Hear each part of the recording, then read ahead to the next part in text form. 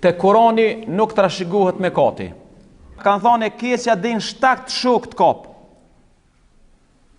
E keqja të kap din 7 shok, din 7 shok, din 7 breza, domethënë.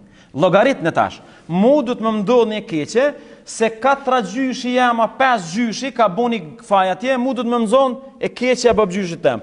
Na kur të spjegojna, do të gjithmonë një fakt me pas parasysh. Nuk guxojna Zotin me nxirr keq. Na duhet pasqyra e njerëzve për Zotin të me konë gjithmonë korrekte. Zguzojna me bolshim këtu. Kur spjegojsh fe, do të gjithmonë kujtes me pas qysh po del Zotin që të spjegim.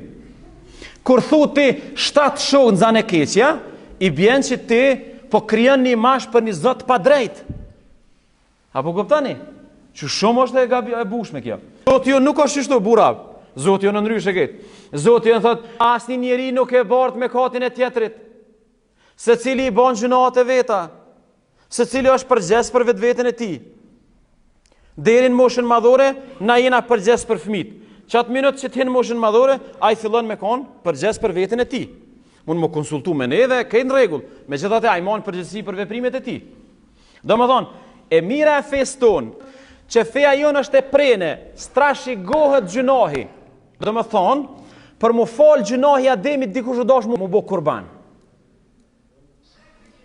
Ndërkash për neve nuk, për shembull, nëse unë kum bë gabim qitash, unë s'ka nevojë me prej kurban për mu fal gjunahi. Unë veç duna mu pendu.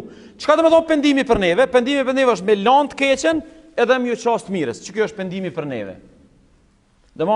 Më falni që pe ngriti zonin, veç po du me konë shumë i qartë. Se janë koncepte elementare të një besimtari. Nuk guxojna me bu gabimin që zona, sepse janë elementare. Na jena njerëz të Kuranit. Kurani thot, gjunahi Ademit nuk u trashëgu. Ajo veç gjunja Ademit, na s'kena lidhe me atë gjuna. Na nuk e bartu me katën e kërkujt.